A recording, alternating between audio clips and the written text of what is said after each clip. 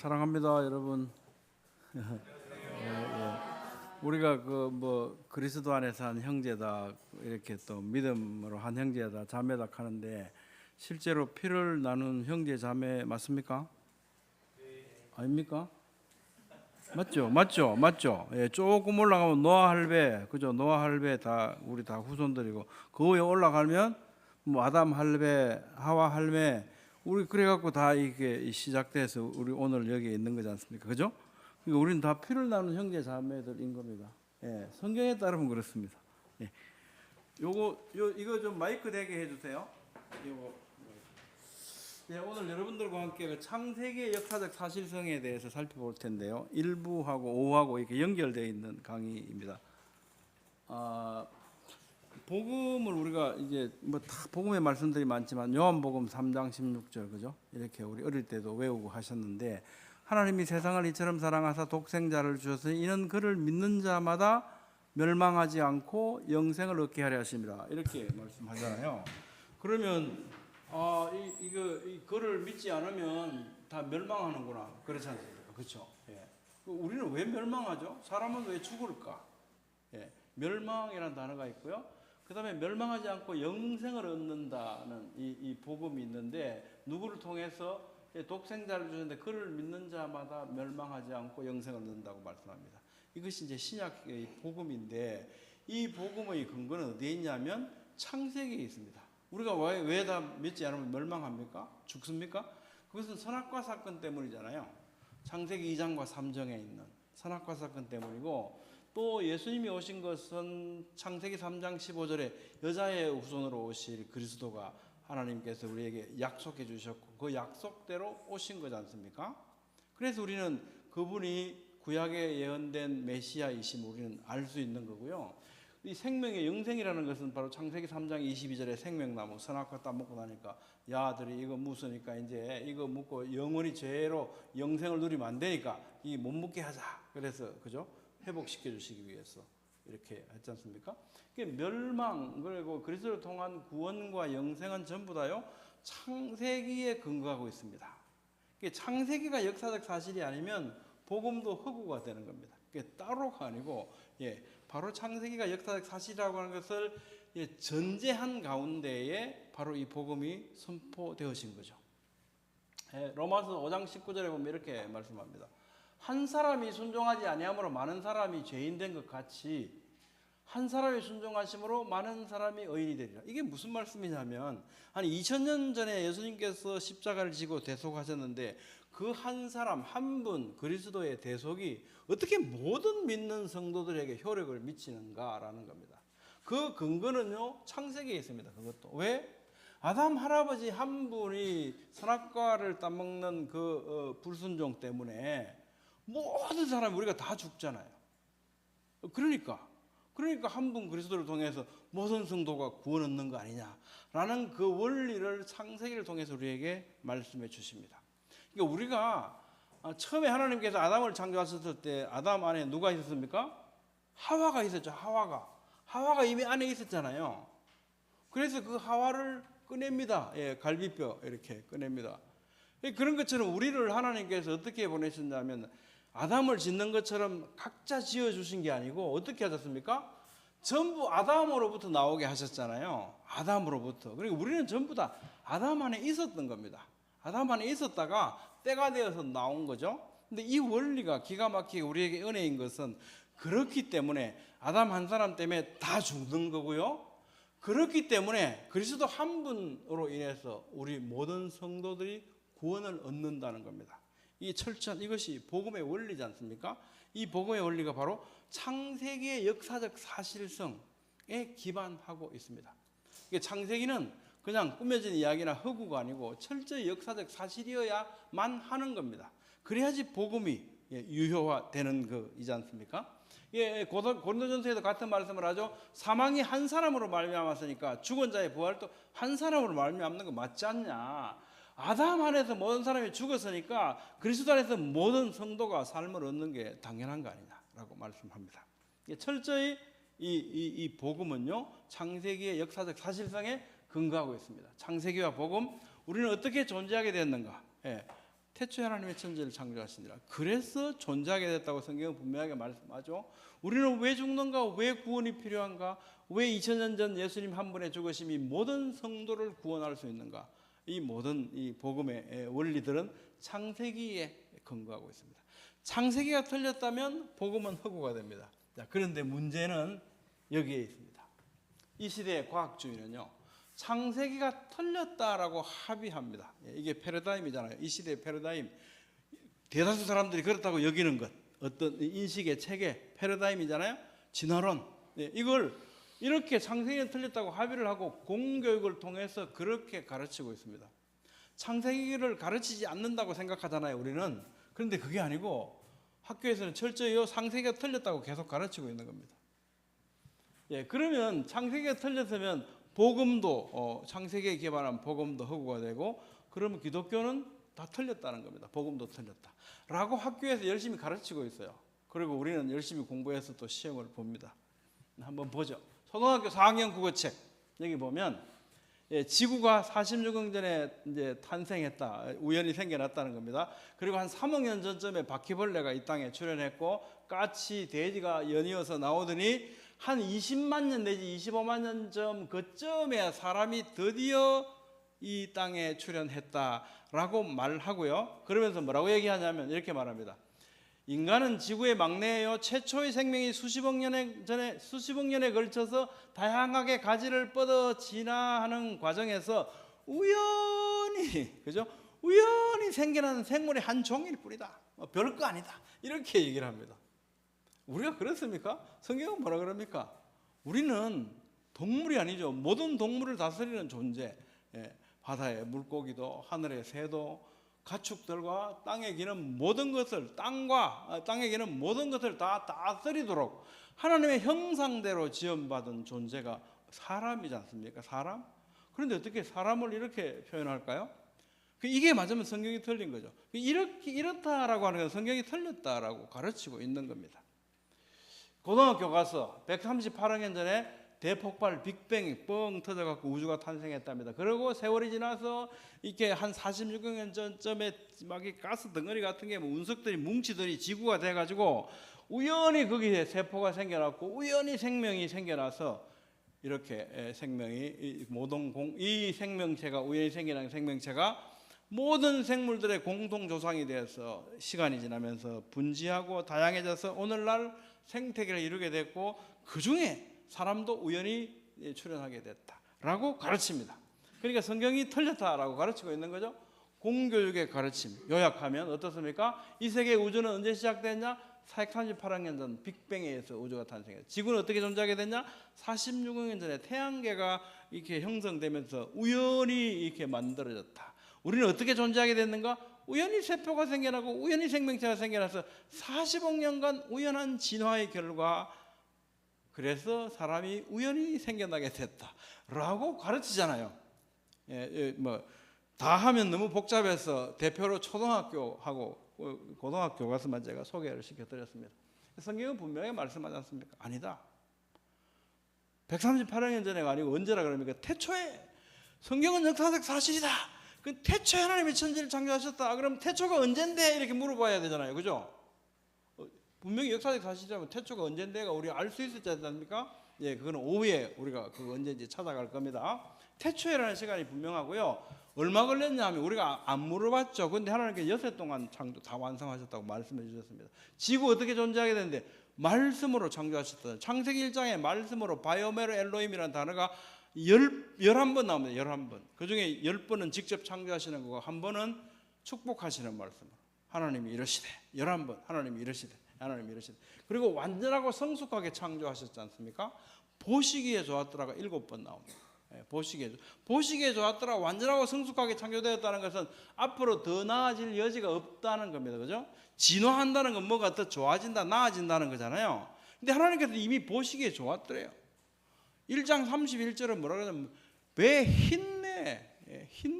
그러니까 뭐 감탄사가 있습니다. 메오드 너무 좋았다라고 하는 이 메오드 말고 힘내라는 단어가 우리 성경 번역이 안 되는데요. 하나님께서 감탄하신 감탄사입니다. 그래서 킹제임스 버전에 보면 behold라고 번역을 해놨습니다.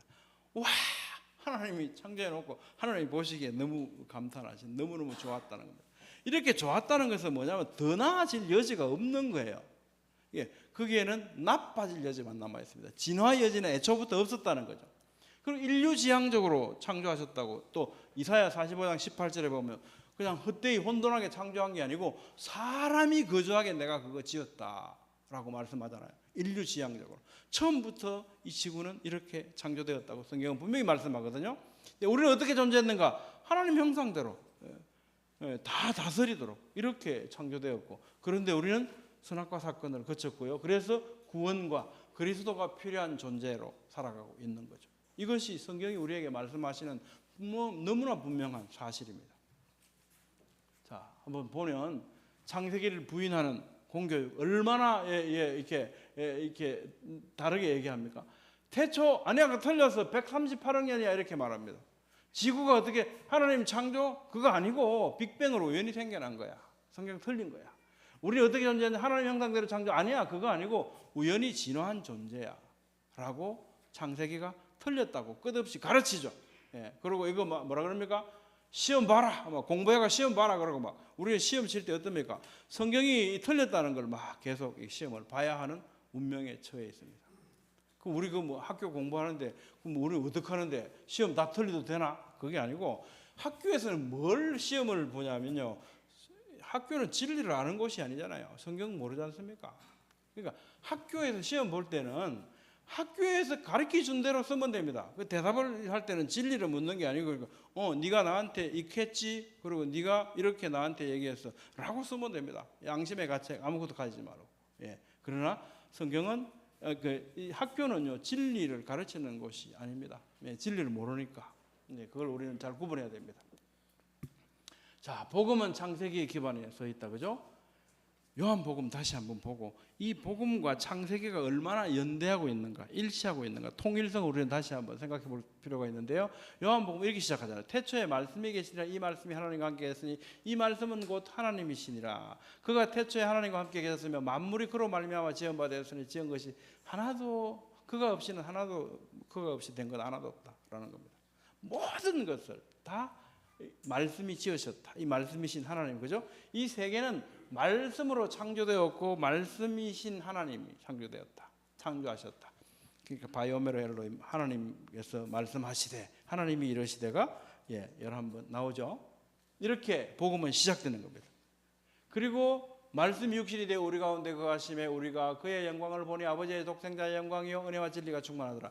성육신하신 하나님, 말씀이신 하나님, 이 독생자 그리스도로 우리에게 오셨다. 그리고 복음이 선포되죠. 하나님이 이 세상을 이처럼 사랑하사 독생자를 주시니 이런 그를 믿는 자마다 멸망하지 않고 영생을 얻게 하십니다. 바로 이 그리스도의 오심, 이것은 창세기 3장 15절의 구현인 거죠. 여자의 후손으로 오신 구현. 그러니까 신약의 복음 자체도 창세기 하나님의 창조로부터 근거해서 복음이 선포되고 있다. 창세기가 틀리면 복음은 허구다.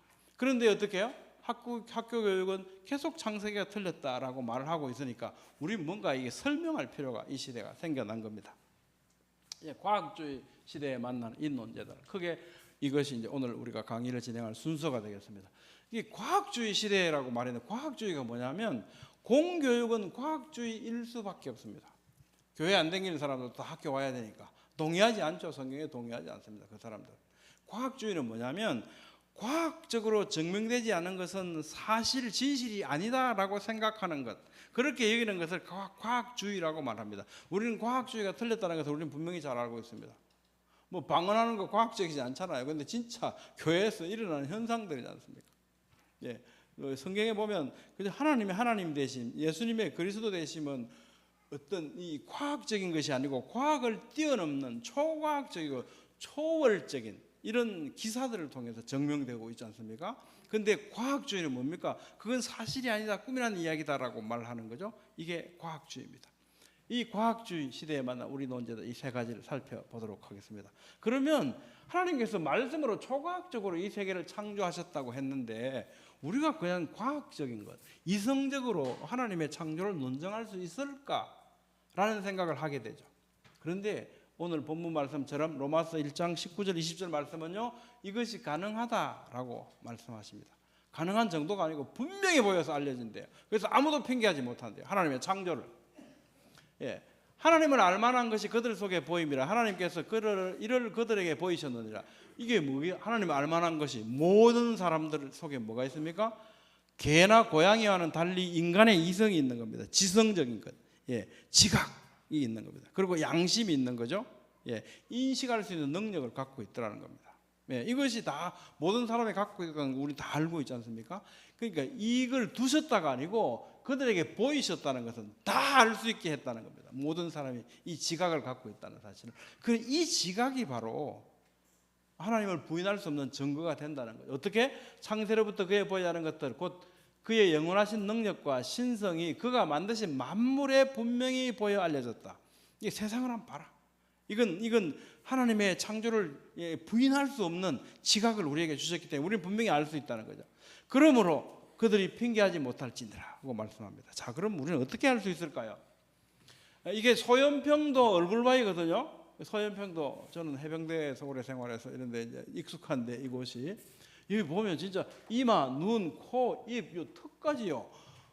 진짜 희한하게 생겼죠. 이게 관광 많이 오거든요. 정말 우리나라에 이렇게 얼굴바위들이 많아요. 얼굴바위들이 많은데 그 중에 제일 정밀하고 잘생긴 것 같아 얘가 소연평도.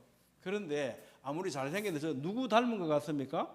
그런 거 없죠. 그냥 사람 얼굴입니다. 근데 미국의 사우스 다코타주에 가면 러시모 산이 있는데 그 산에는요 워싱턴 제퍼슨 루즈벨트 링컨 대통령을 조각해 놨습니다. 엄청나게 큽니다.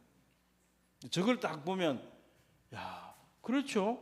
앞에 여러 가지 이 얼굴 이렇게 된 이런 모양들은 뭐 세월이 흐르면 풍상을 겪었고 우짜다 보이 참 희한하게 사람 얼굴 됐네.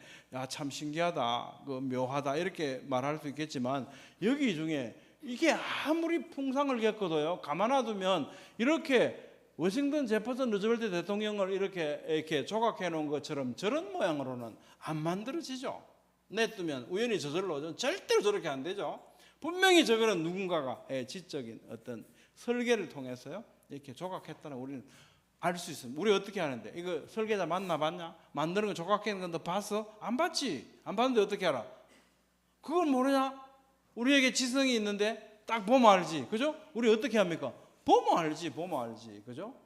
개나 고양이는 모르지. 우리는 보면 알잖아요. 우리에게 알만한 것을 주셨단 말이에요.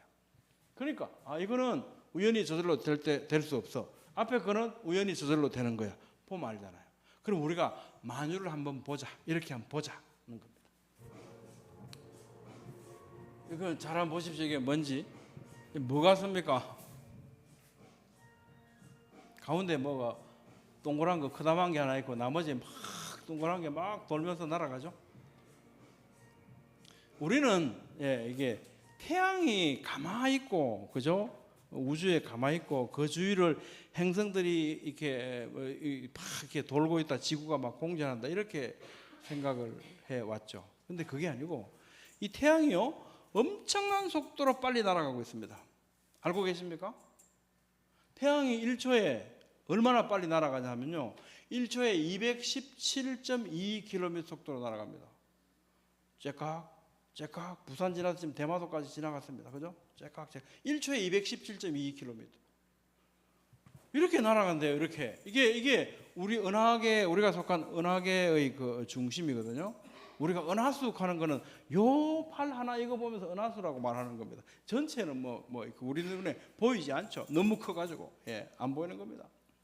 근데 이 은하계의 중심으로요 태양이 엄청난 빠른 속도로 날아가는데 날아가는 속도가 아까 보신 것처럼 팍 날아가잖아요.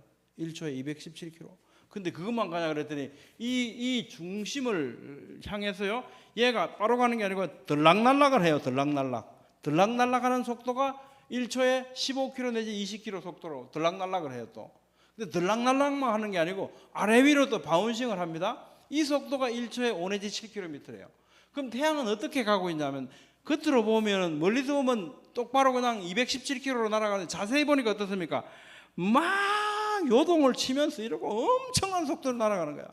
근데 이 태양으로부터 우리 지구가 더 멀어지면 우리 못 살잖아요. 태양으로부터 햇빛을 받아야 살 수 있지 않습니까? 1억 4,900만 킬로미터 이 정도의 거리를 유지하면서 따라가야 되거든요. 그게 이 지구는 뭡니까? 그 엄청난 속도로 날아가는 태양을 따라가면서 공전을 하는 거예요. 공전 속도가 1초에 30km입니다. 그런데 217 더하기 30km 하면 대충 한 250km 속도로 우리는 날아가고 있습니다. 지금 우리가 초속 250km 속도로 막 우주 공간을 날아가고 있어요. 날아가고 있는데 그냥 똑바로 날아가는 게 뭡니까? 태양을 중심으로 공전을 하면서 날아가는데 공전만 하면 좋은데 태양이 똑바로도 안 해요. 태양도 막 지가 이러고 가고 있으니까 거기에 맞춰서 공전을 막 하면서 가야 되는데 하루에 한 바퀴씩도 뭐 합니까? 자전을 해. 자전. 생방만 해도 막 어지러워 죽겠어. 그죠? 근데 우리는 하나도 안 어지러워요. 이상한 일이죠. 정말 이상한 일이죠. 우리를 안 어지럽게 만드신 거예요. 우리 굉장히 어지러워야 되거든요. 우리가 살아가는 거 이상해요. 우리는 지금 초속 250km 속도로 날아가고 있는데 우리가 날아가는 우주 공간의 평균 온도가 얼마냐면요. 영하 270도씨랍니다. 추워도 너무 춥다. 영하 270도씨 상상이 갑니까? 안 가죠. 영하 270도씨래요. 이 공간을 막 날아가고 있는 겁니다. 그런데 우리가 이 발붙이고 사는데 이 밖에는 너무 춥고 이 안에는 뭡니까? 너무 뜨거워. 6,000도씨야. 너무 뜨거워요. 내핵, 외핵 3,000도씨 정도 된다 그러잖아요. 근데 우리가 발을 붙이고 사는 지구 표면은 어떻게 되냐니까 평균 15도씨 정도가 되는 거예요. 기가 막힌 거예요. 이 엄청난 추위 속에 이걸 돌아가는데 이게 그냥 지구가 조금만 천천히 가면 지구하고 이 태양 멀어지면 큰일 나잖아요. 근데 이거 아무도 걱정 안 하죠. 걱정 안 합니다. 우리 몰랐습니다. 이런 줄도 몰랐어요. 근데 이게 기가 막히게 정교하게 이게 유지되고 있는 거예요. 이게 빅뱅에 빵 터져갖고 우연히 되다 뭐 이래 됩니까? 우연히 그 러시모아산에 이게 조각도 하나 우연히 안 만들어지는데 이런 엄청난 이 정교한 시스템이 어떻게 형성이 되고 기가 막히게 형성되고 이게 또 어떻게 해요? 계속 유지될 수 있을까요? 이게 우연히 저절로 되겠냐는 거예요. 지구와 태양까지 거리가 약 1억 4,905천만 킬로미터 정도라고 하는데 이 거리가 생명체가 살 수 있는 최적의 위치입니다. 이거보다 더 가까워지면 어떻습니까? 5%만 가까워지면요 바닷물 전부 증발해버려요. 그러면 물이 없어서 못 살아. 뜨거워서도 못 살지만 멀어지면 또 다 얼어버리죠. 못 살죠.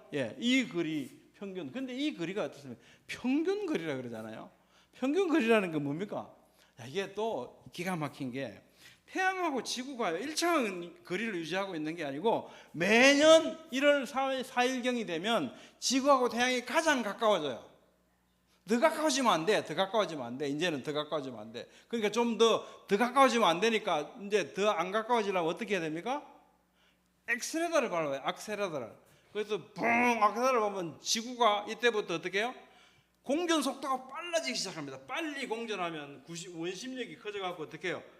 밖으로 튀어나가겠죠? 그래갖고 지구 더 이상 가까워지면 안 돼. 그러고 그때부터 엑셀레터를 밟아갖고 점점 빨라지기 시작해서 계속 멀어지는데 언제까지 멀어지냐? 7월 4일, 5일에서 6일 이때까지 멀어지기 시작합니다. 여기 도착하면 더 이상 멀어지면 안 돼요. 더 이상 멀어지면 안 돼. 너무 멀어지면 안 되잖아요? 그럼 그때부터 뭐 합니까? 브레이크를 밟아요. 브레이크를. 밟아 천천히 가기 시작합니다. 그래서 다시 1월 4일쯤 되면 너무 가까워졌네. 또 빨리 가기 시작해요. 그래서 지구가 공전하는 속도는요 29.3km에서 30.3km 사이의 초속 이 속도로 달려갑니다. 그러면서 가까워졌다 멀어졌다를 반복하면서 이렇게 1년 주기로 이렇게 운동하고 있습니다. 이게 한번 뻥 만들어진 것도 말이 안 되는데 이게 어떻게 계속 유지될 수 있습니까? 지구가 지가 어떻게 알아서 빨리 갖다 넣을까 갖다 할까요? 신비죠, 신비. 우연히 저절로 정말 말이 안 되는 거예요. 그러니까 빅뱅에 의해서 이런 체계가 만들어졌다는 것은요 너무나 비이성적인 겁니다. 이게 어떻게 과학적인 추론이 됩니까? 말도 안 되잖아요. 우연히 저는 빅뱅 뻥 벽돌이 터져갖고 오랜 세월이 지나면 63빌딩 생겨납니까? 안 생기잖아요. 우리 뻔히 알아요. 저거 말도 안 된다는 걸. 근데 이 태양계 운동 한번 보십시오. 이거하고 정교한 정도가 비교가 안 되잖아요. 그 엄청난 규모하면. 영하 270도씨 공간을 초속 250km 속도로 날아가면서 정교한 공전과 자전과 인류지향적 환경이 만들어지고 지속되는 거예요. 이게 우연일 수 있겠냔 말이에요. 이게 어떻게 빅뱅에 의해서 말이 되냐는 거예요. 그럼 아니면 뭡니까? 이것을 가능하게 하는 힘이 존재한다. 능력이 존재하는 거죠.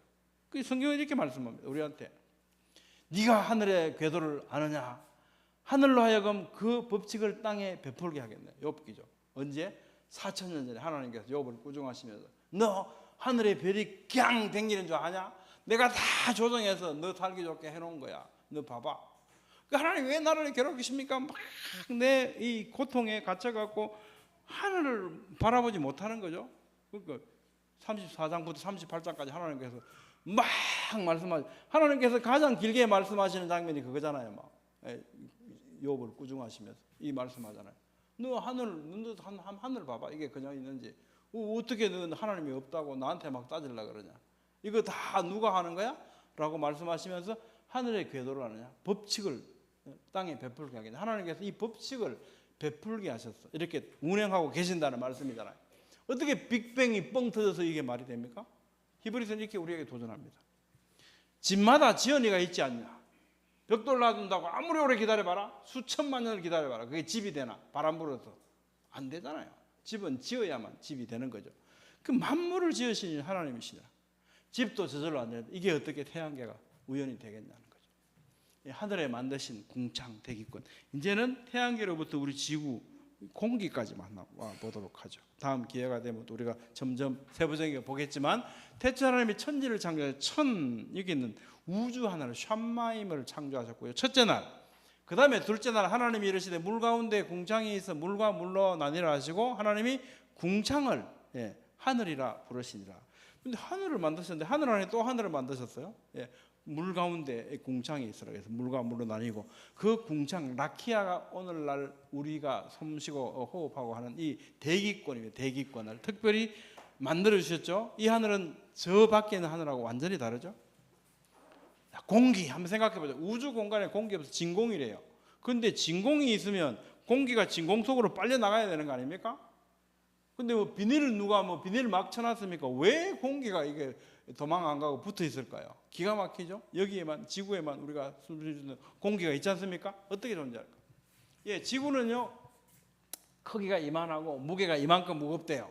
이래가지고 우리 이거 다 외울 필요 없죠? 이 정도 크기, 이 정도 무게를 갖고 있다. 근데 이것이 이 정도 크기, 이 정도 무게를 갖고 있으니까 이 정도 중력 끌어당기는 힘이 있는 겁니다. 이 정도 적당한 힘을 가지고요 우리 생명체에 해로운 메탄이나 암모니아는 날라보냅니다. 지구를 떠나거나 날라보내고 그 다음에 필요한 기체, 질소, 산소 얘들은 붙들어요. 도망가지 못하게. 그 얘는 우주로 날아가지 않을 정도로 엄청나게 무거운 애들이에요. 사실은 무겁다는 건 뭐겠습니까? 지구가 세게 잡아당긴다는 거예요. 얘는 세게 잡아당기고 얘는 안 잡아당겨 날아가 라고 하는 거예요. 우리가 몸무게 막 많이 나간다고 다이어트하고 너무 걱정하지 마세요. 내가 무겁다 그러면 지구가 나를 좀 세게 잡아당기는구나 이렇게 생각하시면 됩니다. 고민하지 마세요. 그렇습니다. 그래서 이 적절한 대기 조성이 유지된단 말이에요. 산소 21%, 질소 72%, 그리고 78%, 그리고 미량원소가 한 1%인다 이렇게 하잖아요. 이런 대기 조성이 이 빅뱅으로 뻥 해갖고 우연히 저절로 만들어졌을까요? 욥기는 이렇게 말씀합니다. 바람의 무게를 정하셨대요. 바람의 무게를. 공기에도 무게가 있다는 겁니다. 이 인류가 과학자가 과학을 통해서 인류가 공기에도 무게가 있다라고 알 수 있었던 게 언제냐면 1643년 이반젤리스트 토리첼리 이런 기억 안 하셔도 됩니다. 이태리 사람입니다. 이 사람이 최초로 우리 수원 개 이렇게 해갖고 뻑 세우니까 76mm 올라가다 기억나시죠? 대충 그죠? 그러면서 왜 이게 끝까지 안 가고 이게 진공이 비지? 이렇게 얘들이 누르니까 이거 올라가는구나. 그래서 일기압 이런 얘기 하지 않습니까? 어쨌든 우리가 17세기에 와서 공기에도 무게가 있구나. 이걸 이제 인류의 과학이 발견한 겁니다. 그런데 4,000년 전에요. 욥한테 하나님께서 바람의 무게를 정하셨대요. 적절한 무게가 있다는 겁니다. 그래서 적절한 무게 때문에 도망가지 않고 내려보니까 날아가고 있어야 될 거 있도록 하셨다는 겁니다. 그리고 뭐라 그러십니까? 하늘을 창조하시니 이거는 하나님이시니 혼돈하게 창조하지 아니하시고 그 빅뱅의 우연이 아니다 이 말씀이잖아요. 혼돈하게 창조하지 아니하시고 사람이 거주하게 그것을 지으셨다. 인류지향적으로. 사람이 살기 좋게 거기에 맞춰갖고 적합하게 지으셨다. 나는 여호와라 나 외에 다른 이가 없느니라. 이 누가 하겠냐 나 말고, 이렇게 말씀하시는 거잖아요. 창조자라는 게. 이 대기권은요 보통 5개로 나눕니다. 외기권은 뭐 나누기도 하고 안 나누기도 하는데요, 학문적으로 이렇게 나눕니다.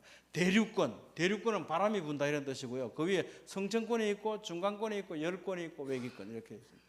근데 질량, 대기 질량의 99%는요 32km 상공까지 요 안에 다 꽉 차 있고, 그게 99% 대기 전체. 나머지 1%는 아주 하늘 높이까지 있는데 뭐 거의 희박하죠. 그러니까 이 정도에 있다고 합니다.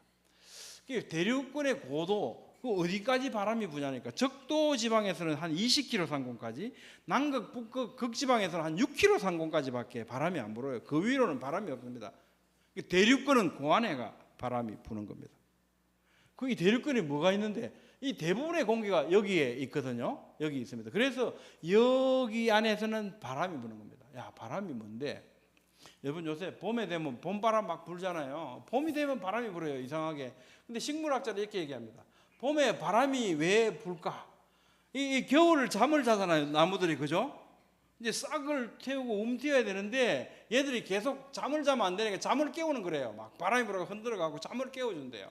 그래서 식물들이 막 생육하고 이렇게 번성하는 이 활동을 시작할 수 있게 일깨워주는 게 그게 봄바람이래네요. 식물학자들 그렇게 얘기해요. 자, 우리 지구에는요 물이 많은데 그 중에 97.4%가 바닷물입니다. 이거 짠물이라서 우리 못 먹어요. 그죠? 예, 식물들한테 주면 죽죠. 그런데 육지의 물은 지구물의 2.53%밖에 안 된답니다. 근데 육지의 물을 누가 어디서 공급해 줍니까? 땅속에서 나온다 그러지만 땅속에서 나오는 물은 뭡니까? 하늘에서 내린 비가 내려간 거잖아요. 다 하늘에서 나른 비입니다. 하늘에서 비는 어디서 왔습니까? 바닷물이에요. 바닷물 이게 정발을 합니다. 정발을 하는데 이때 소금기는 빼고 담수가 됐어요. 민물, 이 물방울들이 막 정발하잖아요.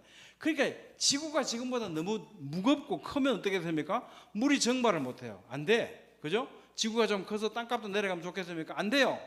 이게 요만해야 돼. 그래야지 이게 수증기가 쫙 올라간다는 겁니다. 너무 작으면 이게 땡기는 힘이 없어서 수증기가 계속 올라가고 우주공간 날아가면 안 되잖아요.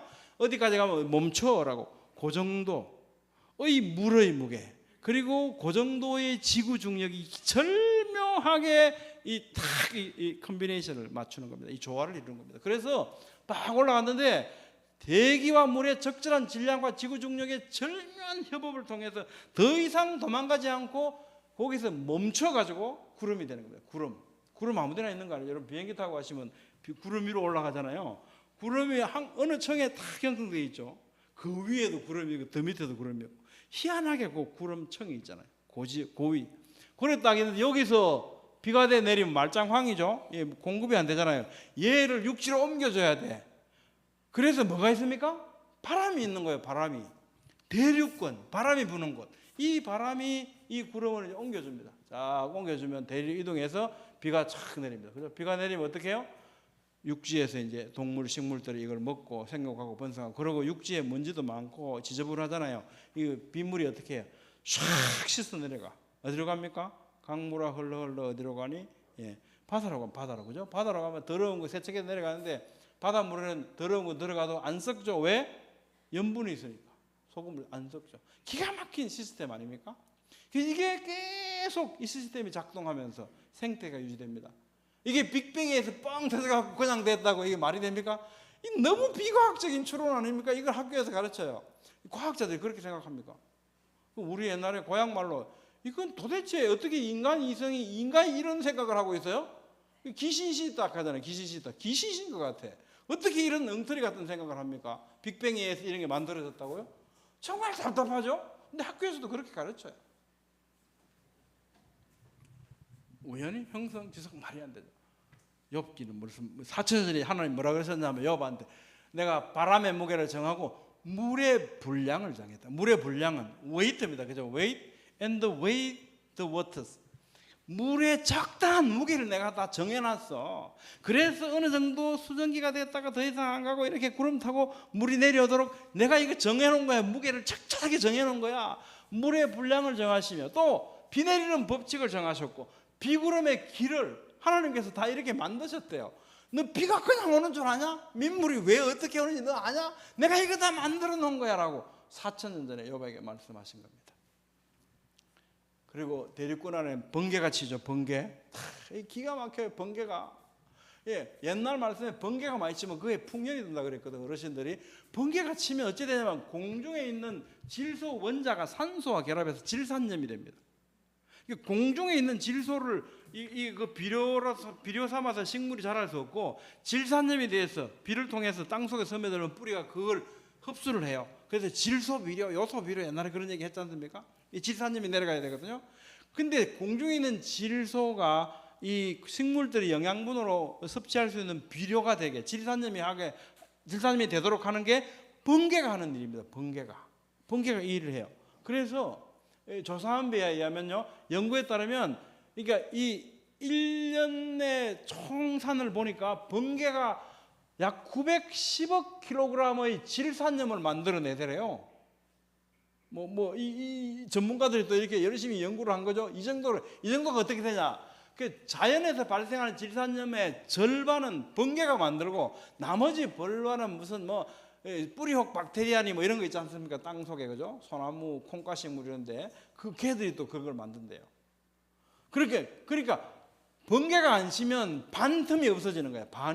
비료의 반이 없어져요. 그럼 어찌 됩니까? 번개가 없으면 지구상 식물과 동물의 생활은 현저하게 위축된다는 겁니다. 흉년 들어 난리가 난다는 거죠. 번개가 이런 일을 합니다. 괜히 치는 게 아니고. 근데 욥기에 이렇게 말씀해요. 하나님이 비 내리는 법칙을 정하시고 비구름의 길과 우레의 법칙을 만드셨대요. 아무 때나 번개가 막 치면 곤란하잖아요. 하나님이 다 정해놓으셨답니다. 뭐라 그러시냐? 이런 것들로, 번개불을 자기 사면에 벌친 이런 것들로 만면을 심판하시기도 하고, 기가 막히게 음식을 풍성하게 주신다고 말했어요. 뭔 말인지 몰랐어, 우리, 그죠? 번개가 어떻게 음식을 풍성하게 주냐? 지금 보니까 이제 뭔 말인지 이제 깨닫는 거예요. 이 번개가 이런 질산염을 만들어서 이 풍성하게 작물을 이렇게 풍성하게 만들어준다는 거죠. 성천권 복귀, 대륙권 지금 했습니다, 그죠? 대륙권 위에 성천권이잖아요. 성천권은 하면 뭐가 생각납니까? 오존 생각나죠? 오존. 여러분 생각해 보세요. 산소 O2가 성천권에 올라가면 뭐 합니까? O2가 야 헤어져. 그리고 O로 갈라져. 왜 갈라져요? 그냥 갈라져. 그거 하면. 그래가지고 갈라져가지고 다른 O2하고 엎쳐.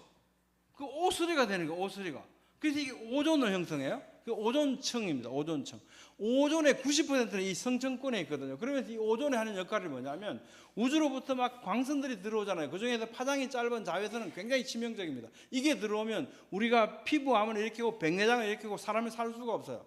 근데 이걸 누가 막아줍니까? 성층권에서 오존이 막아줍니다. 오존이. 근데 얘가 사람을 위해서 이렇게 헤어져 붙어 해갖고 O2가 갈라져갖고 O3가 되는 거, 이게 우연히 저절로 이러고 있겠습니까? 뭔 정신으로 지가? 빅뱅에 의해서? 말이 안 되죠.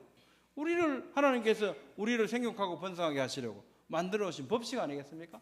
현재 오존층, 마치 방패처럼 생태계를 이렇게 보호해주고 있습니다. 또 대기권의 중간권, 여기는 대기권 질량이 0.1%밖에 아주 희박합니다. 그럼에도 불구하고 이 층에서 유성들이 내려오잖아요. 운석들이 들어오면 이거 우리 지구에 우리 사람들한테 영향을 못 미치게 태워버리죠. 별똥별 있잖아요. 그게 중간권에서 이 역할을 합니다. 이것도 결국은 쉴드를 친 거죠. 보호막을 치워놨습니다. 그 다음에 대기권에 10권이 있습니다. 올라갈수록 이제 한 400km까지 올라갈수록 온도가 굉장히 상승하는데, 이 온도가 얼마나 뜨거우냐면 2000도씨까지 올라간대요. 너무너무 뜨거운 온도, 2000도씨까지. 공기가 그렇게 뜨겁대요. 한 400km 이렇게 올라가면. 여기 왜 뜨겁냐? 뜨거우니까 여기 올라가 있는 공기들이 있잖아요. 산소, 질소 이런 애들이 전부 다 너무 뜨거워가지고 이제 광해리 현상이라 그래가지고 플러스 전하, 마이너스 전하를 띠는 이런 것들로 이제 전하로를 띠게 됩니다. 그러면서 전리층을 형성하거든요. 전리층을 형성해가지고 이게 뭐 하는 건데 보니까, 여기서 전자파를 쏘아 올리면 지구가 동그라니까 반대편까지 못 가는데, 이 전리층이 이걸 반사를 해준대요. 밑으로 내려가게. 그래서 지구 반대편까지 통신이 가능하게 해준다는 겁니다. 우리 이게 왜 있는지도 모르잖아요. 지가 왜 이걸 만들었죠? 이게 전리층을 만들어갖고 왜 전파를 지가 이렇게 반사를 시켜줘? 누구 좋으라고? 완전히 인류지향적이잖아요. 오직 사람만 이걸 이용하는 겁니다. 이게 어떻게 우연히 저절로 빅뱅에 의해서 말이 안 되죠. 인류지향적입니다. 아주. 그리고 특히 이제 남극 북극에서 이 자기장이 지구에 남극 북극이 있습니다. 그죠? 희한하죠? 이게 있어. 근데 태양으로부터 태양풍이 날아오면 거기는 막 방사능들이 막 있거든요. 예, 따뜻한 햇빛만 오는 게 아니고 방사선들이 막 들어온답니다. 그걸 이제 야야 어디가 그러고 남극 북극에서 극지방에 얘들 다 모아요. 끌어모으면 극지방에 와가지고 방금 보신 우리 열권 이 청에 들어오면 그 이제 에너지들이 막 서로 이제 이렇게 이 광선에다가 이제 투입이 되면 태양 에너지하고 그러면 근데 뭐 산소 뭐 질소 이런 애들이 막 힘을 받아갖고 흥분 상태가 돼. 여기 상태라 그래. 여기 상태가 되면 이 넘치는 힘을 어떻게 하냐면 빛으로 팍 분산을 시키는 거예요. 빛으로 바꿔가지고. 그러니까 그 엄청난 에너지들이 지구상으로 들어와서 영향을 못 미치게 지가 받아가지고 힘이 너무 넘치니까 이걸 빛으로 바꿔가지고 발산시켜 버려요. 그게 극광 오로라입니다. 극광 오로라. 그래서 이 극광 오로라가 어떻게 해요? 우리 지구를 지키고 주고 있는 겁니다. 태양풍의 방사선으로부터. 이게 하나님께서 일하시는 모습, 저는 그런 생각을 하게 됩니다. 이걸 보면 이게 빅뱅으로 어떻게 우연히 이가 기가 막힌 이런 이 시스템이 형성될 수 있겠습니까? 우연히 저절로요. 말이 안 되죠. 말이 안 됩니다. 우리는 그죠? 딱 보면 아 이거는 우연히 저절로 만들어졌는데 이건 절대로 우연히 저절로 못 만들어져. 보면 알잖아요. 보면 압니다. 그것처럼 태양계 운동, 지구의 인류지향적 현상 한번 생각해 보십시오. 얼마나 기가 막히지. 이게 어떻게 우연히 저절로 이긴다는 거죠. 분명히 하나님께서 창조하셨다. 우연히 저절로가 될 수 없다. 우리 분명히 보면 알 수 있게 되죠. 1장 20절 말씀처럼. 자, 오후에는 모든 생물들은 진화해 온 건가를 살펴보도록. 지금 시간이 12시 14분인데 좀 더 해도 됩니까? 그럼 요거 마저 하고 할게요. 진화해 온 건가 봅시다. 생물이 진화한다는 건 수많은 과학적 증거로 뒷받침된 명백한 사실이다라고 고등학교 교과서가 얘기를 해요. 그럼 증거가 뭐냐? 화석이다. 진화가 일어난다는 확실하게 되면 화석이다라고 말하거든요. 우리가 화석을 한번 봐야죠. 우리 학생들은 화석을 볼 생각을 못하죠. 화석이 분명히 증거한다 그러니까 그런 줄 알아요. 아니죠. 2001년 5월 2일 BBC 뉴스 9천만 년 전 호박에서 이 진드기가 나왔다. 근데 진드기가 어떻게 지금 진드기하고 똑같더라. 아무것도 변한 게 없더라는 거잖아요. 2006년 6월 19일 조선일보 경남 산청에서 긴꼬리 투구새우가 발견됐는데 3억 5천만 년 전 화석하고 똑같더라. 이런 얘기입니다.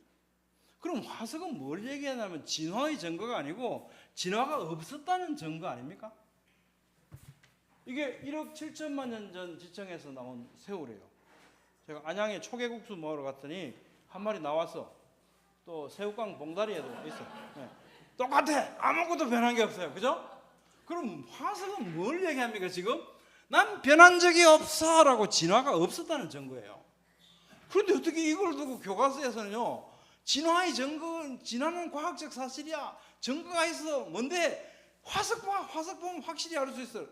아니 뭘 알 수 있다는 거예요 도대체. 아니 그 사람들이 참 이성적이지 난 참 이해가 안 가. 2002년 6월 1일 내셔널 지오그래픽 뉴스에 나온 겁니다. 이 양반이 3년 동안 투구개를 연구했대요. 연구한 결과가 뭐라 그러냐면 투구개가 5년 동안 번성해 왔다는데 아무게 변한 게 없다는 겁니다. 그러면 진화가 없었어야만 된다는 거예요. 진화가 우연히 저절로 일어난다고 하면 내가 변하기 싫어도 어떻게 해요?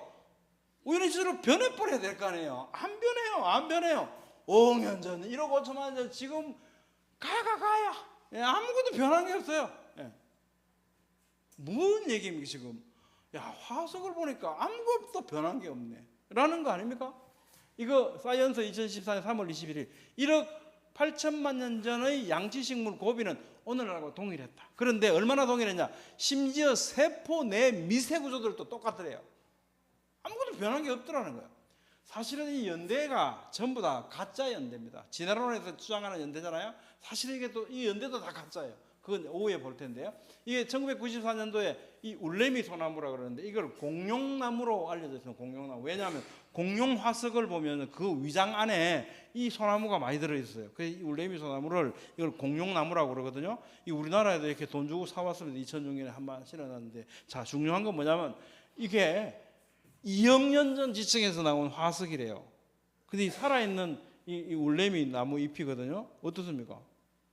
아무것도 변한 게 없잖아요. 똑같잖아요. 도대체 뭐가 화석이 진화의 증거를 하는 거냐 말이에요. 이게 3억 년 전 잠자리 1억 5천만 년 잠자리 지금 잠자리 똑같습니다. 아무것도 변한 게 없어요. 아무것도. 1억 년 전 2009년 중앙일보 1억 년 전 문화화석 현재 모습과 너무 비슷해서 과학자들이 깜짝 놀랐대요. 이거 참 아니 안 변하는 게 정상이죠, 그죠? 근데 진화했다고 생각하는 사람들이 보니까 아무것도 안 변해서 깜짝 놀랐대요. 근데 이것도 되게 이거 교묘한 거예요. 아니 모든 화석이 다 그런데 무슨 문어 화석만 그런 것처럼 보고 깜짝 놀랐다는 이런 말을 합니까? 2012년 8월 20일 중앙일보 이태리 호박 속에 보존된 2억 3천만 년 전 곤충 3마리가 발견됐는데 미국 자연사 박물관장이 이렇게 얘기합니다. 데이비드 그리말디가 당시 진드기가 현재 진드기와 매우 비슷하다는 점이 무척 놀랍다. 이거 참 이상한 사람들이네. 다 그래요. 다 똑같아요. 얘만 그런 게 아니고 이게 4억 6,500만 년 전 지청에서 나왔대요. 이게 지금 불가사리하고 어떻습니까? 똑같잖아요. 이거 6억 년 전, 이거 뭐 4억 년 전, 지금 똑같죠? 아무것도 안 변했어요. 제주 화석박물관에 가서 제가 찍어왔습니다. 이게 3억 6천만 년 됐대요. 강원도 태백시에 출토됐다는데 지금 똑같죠? 산에 뒷산에 가면 이게 체이잖아요. 똑같습니다. 이것도 제주 화석박물관에서 1억 4천만 년 됐대요. 이거 제가 영등포 홈플러스 가니까 이거 있더만. 똑같아요, 똑같아. 아무것도 변한 게 없어요. 살아있는 화석 매우 비슷해서 무척 놀랍다. 이런 표현을 들으면 아주 화가 나요. 그 듣는 사람은 굉장히 희귀한 현상인 것처럼 생각할 거 아니에요. 그게 아니고 모든 화석이 그렇다니까요. 모든 화석이 다. 1995년 12월 4일 타임지 새로운 발견들이 뭐냐면 진화한 게 아니더라라는 것이 새로운 발견입니다. 진화했다고 배워왔는데 새로운 발견했다. 진화 없었다라는 겁니다. 우리가 아는 생물계가 거의 하룻밤 사이에 전 지구를 바꾸어버린 놀라운 생물학적 광란 속에서 시작됐다. 이게 무슨 얘기냐면 진화론자들 이렇게 생각해요. 지금 땅을 파들어가면 이게 진화론의 지질 연대는 내려갈수록 옛날 거고 올라올수록 덜 오래됐다고 생각했단 말이에요. 파내려가면 가지수도 적어지고 덜 복잡한 아주 그 단순한 생물들이 몇 개 이렇게 발견될 거야 하고 땅을 열심히 파봤죠. 진화론을 증명하겠다고 열심히 파기 시작했습니다. 이렇게 생각했고 1987년 이후에요. 8년 동안 팠습니다. 어디 팠냐? 그린란드도 팠고 중국도 팠고 시베리아 갖고 막 파봤는데 전부 다 이런 현상을 보여주는 겁니다. 반대죠. 이 캄브리아 이지청에 보니까 수많은 생물 화석들이 갑자기 나타나. 그 밑에는 아무것도 없어요. 그런데 얘들이 점점 가지수가 많아진 게 아니고 점점 가지수가 줄어들었어. 멸종해갖고 요거밖에 안 남았어요. 그리고 잠자리는 언제나 잠자리고 꼬막은 언제나 꼬막이야. 아무것도 변한 게 없어요. 이런 모습을 보여주는 겁니다. 자, 이게 지금 뭐 얘기합니까? 하나님이 태초에 어땠다고요? 창세기 1장에 종류대로라고는 히브리어 단어가 10번 나옵니다. 10번. 창세기 전체에 17번 나오는데 나머지 7번 어디 나오냐면 노아홍수 때 하나님께서 창조하실 때 종류대로 창조하셨고 그 종류대로 방주에 태워서 보존하셨습니다. 그래서 종류대로 단어가 거기에 7번 나와요. 종류대로. 그러니까 이 화석 지청이 보여주는 건 뭡니까? 이 모든 생물들은 어떻게 해요? 어느 순간에 각기 종류대로 존재하기 시작했다는 거 아닙니까? 자, 이거하고 완전 반대죠. 완전 반대죠. 이건 뭘 지지합니까? 창세기 1장 각기 종류대로를 지지하고 있습니다. 화석은 현재 모습과 같은 모습이거나 멸종되어서 없거나 둘 중에 하나입니다. 다른 화석은 존재하지 않습니다. 나머지 시간의 문제에 대해서는 오후에 뵙도록 하겠습니다. 감사합니다.